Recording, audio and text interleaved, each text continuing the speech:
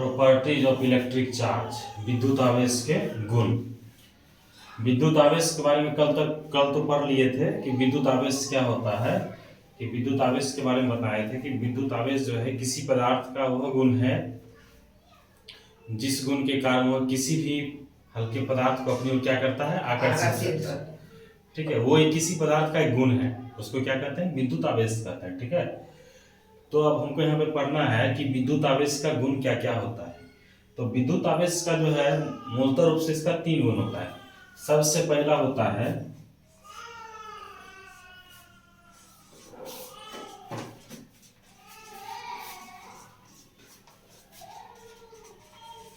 Conservation of charge, मतलब कि आवेश का संरक्षण का नियम। क्या होता है, आवेश के संरक्षण का नियम। आवेश के संरक्षण का नियम। दूसरा इसका होता है आवेश का क्वांटीकरण। क्वांटीकरण क्या होता है, आवेश का क्वांटीकरण।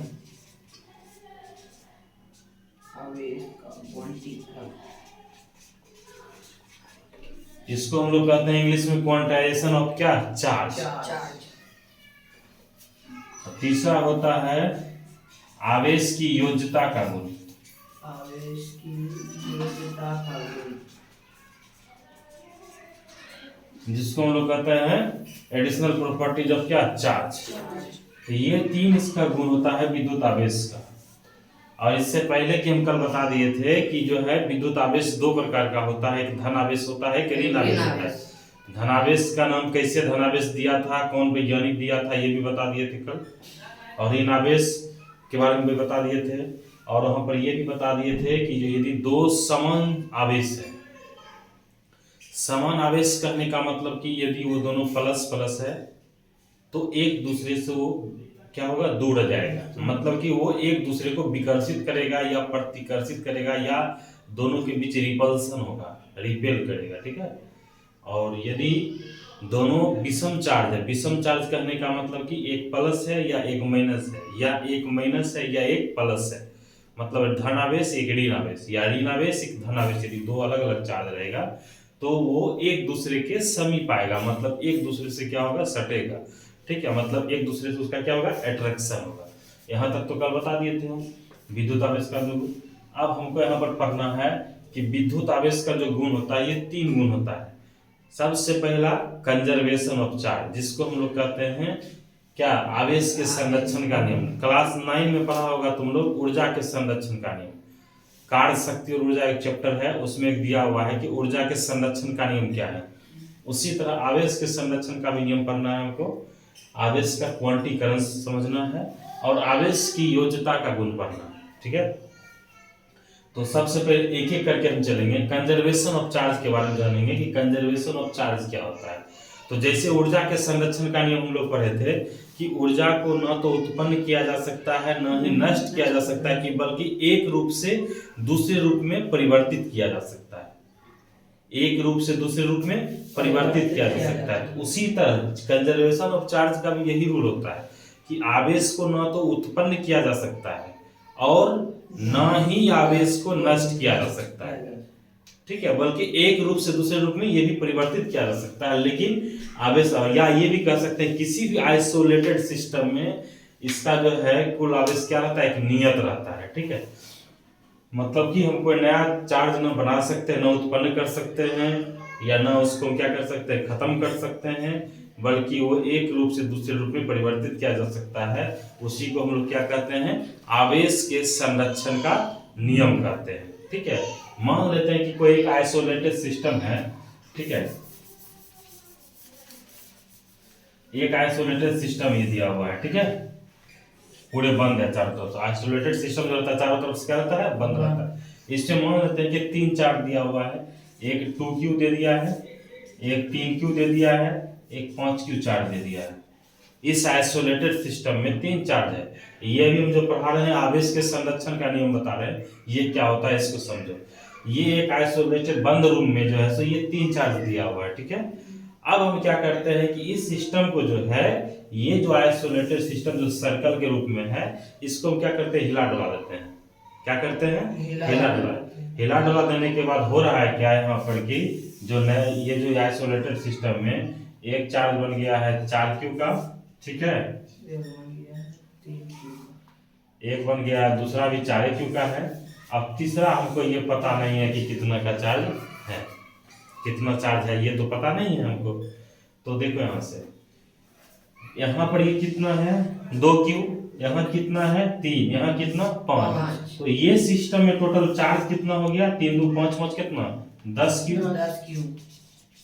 तो अभी हम आवेश के संरक्षण का नियम क्या बताए थे कि आवेश को ना तो उत्पन्न किया जा सकता है ना ही नष्ट किया जा सकता है किसी एक आइसोलेटेड सिस्टम में।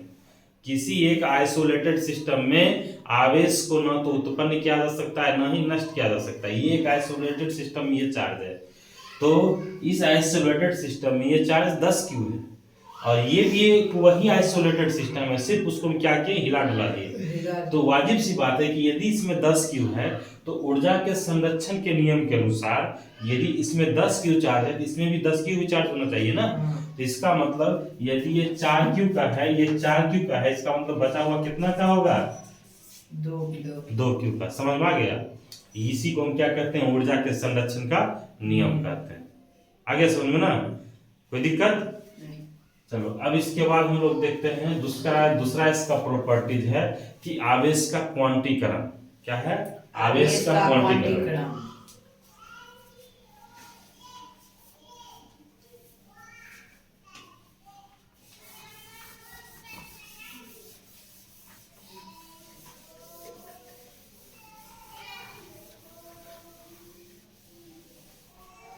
इसको एकदम एक एक पॉइंट हमको समझना है।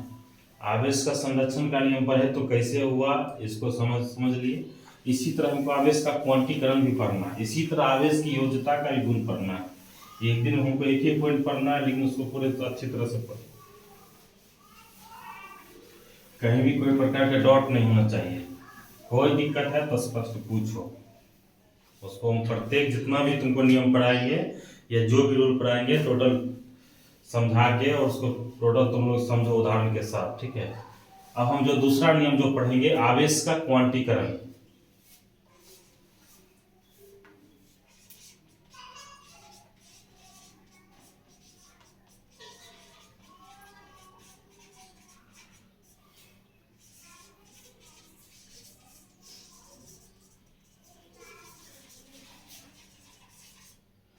Quantization of charge.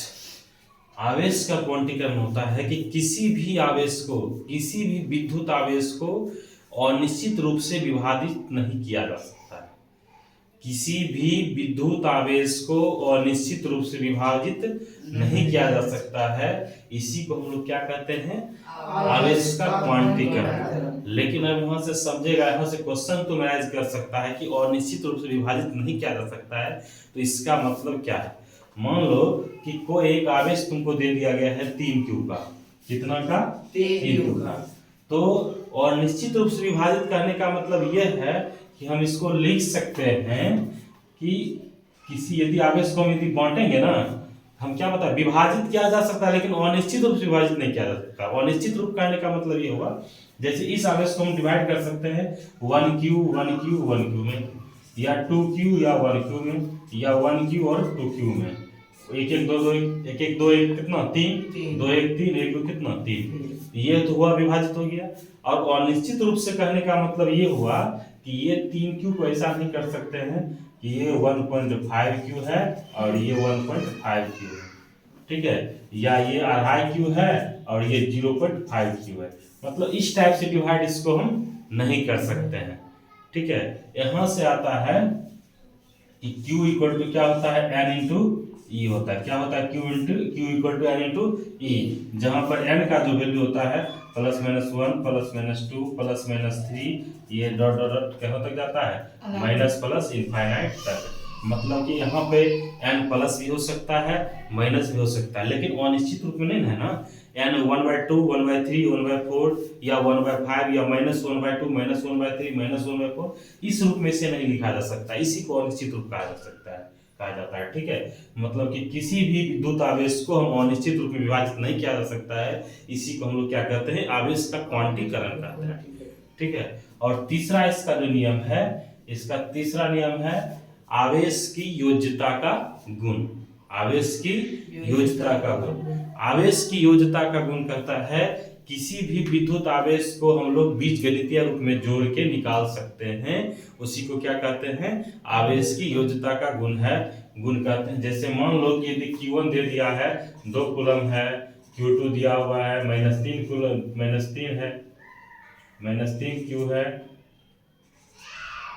या इलेक्ट्रॉन E ही दे दो, +2 E है, ये -3 E है, Q3 दे दिया -6 E है, तो कहेगा कि टोटल चार्ज क्या है, तो टोटल चार्ज हो जाएगा Q बराबर क्या, Q1 + Q2 + क्या, Q3, तो कितना हो जाएगा यहाँ से 2E माइनस प्लस कितना हो जाएगा माइनस, यहाँ प्लस देंगे, Q2 कितना है -3 ना, प्लस यहाँ माइनस कितना हो जाएगा 6E, देखो यहाँ पर प्लस माइनस माइनस,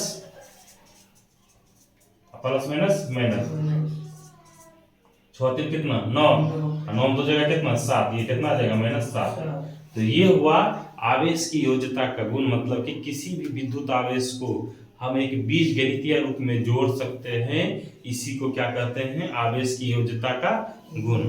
और ये क्वांटीकरण जो होता है कि कोई भी विद्युत आवेश जो है वो जो है इलेक्ट्रॉन की जो मल्टीपल में जो रहेगा वो किस मल्टीपल में रहेगा, तो एक मतलब कि डिफिनिट नंबर के रूप में, मतलब 1 2 3 4 5 6 7 8 9, जैसे कि यहाँ पर लिखते हैं Q = N E, यहाँ पर जो E जो है एक चार्ज है ना, ये चार्ज जो है यहाँ पर N जो रहेगा, यहाँ पर तुम जोड़ बताएं कि बीजगणितीय रूप में जोड़ा जा सकता है, यहाँ पर जो N जो रहेगा ना, ये कोई भिन्न के रूप में नहीं रहेगा या कोई बटा के रूप में नहीं रहेगा, बल्कि वो एक परफेक्ट नंबर, रियल नंबर हो सकता है। रियल नंबर में भी वो भी क्या, एक पूर्णांक संख्या हो सकता है। पूर्णांक संख्या किसको कहा जाता है, 0 1 2 3 4 5 ये सब चीज होता है, ठीक है। तो ये चीज होता है पूर्णांक संख्या के रूप में हो सकता है, ठीक है। मतलब कि n का जो वैल्यू होगा वो +-1 +-2, 0 नहीं रहता है, +-1 +-2 +-3 +-4, ये जाके लास्ट में कितना हो जाएगा +-इनफाइनाइट तक। मतलब कि यहाँ पर एक बार फिर से समझ लो कि आवेश के संरक्षण का नियम होता है कि आवेश को न तो उत्पन्न किया जा सकता है, न ही नष्ट किया जा सकता है, बल्कि एक रूप से दूसरे रूप में परिवर्तन होता है किसी भी आइसोलेटेड सिस्टम में। आइसोलेटेड सिस्टम में तो बता ही दिए कि तुमको उदाहरण देके बताया ना, कोई भी आइसोलेटेड सिस्टम में यदि टोटल मिला के 10 कूलम का चार्ज है, टोटल मिला के 10 कूलम का चार्ज, यदि उसको कितना भी डुला देंगे ना, तो बाद में भी कितना रहेगा 10 कूलम का ही चार्ज रहेगा। वो ना तो 10 से 11 होगा, ना ही 10 से कितना होगा 9 होगा, ना उत्पन्न होगा ना ही नष्ट होगा, ठीक है। बाहर कुछ भी हो, लेकिन उस सिस्टम में जो है वो आवेश जो है वो एक नियत रहेगा, कांस्टेंट रहेगा। और दूसरा रूल बताया तुमको क्वांटाइजेशन ऑफ चार्ज, मतलब कि किसी भी विद्युत आवेश को अनिश्चित रूप से विभाजित नहीं किया जा सकता है, इसी को हम लोग क्या कहते हैं, क्वांटाइजेशन ऑफ चार्ज कहते हैं, ठीक है। और तीसरा बताया कि आवेश की योज्यता का गुण, मतलब किसी भी विद्युत आवेश को एक बीजगणितीय रूप में हम लोग जोड़ सकते हैं, इसी को आवेश की योज्यता का गुण कहते हैं, ठीक है। ये तुम्हारा था कि इलेक्ट्रिक चार्ज का कल बीमीय सूत्र भी बता दिए थे, इसका ऐसा यूनिट क्या होता है वो भी बता दिए थे, आवेश किसको कहते हैं ये भी बता दिए थे, आवेश का प्रकार भी कल बता दिए हैं, ठीक है। आवेश का जो प्रकार था उसका, दोनों आवेश का क्या गुण था, सेम चार्ज एक दूसरे को रिपेल करेगा, डिफरेंट चार्ज एक दूसरे को अट्रैक्ट करेगा, ये भी बता दिए थे।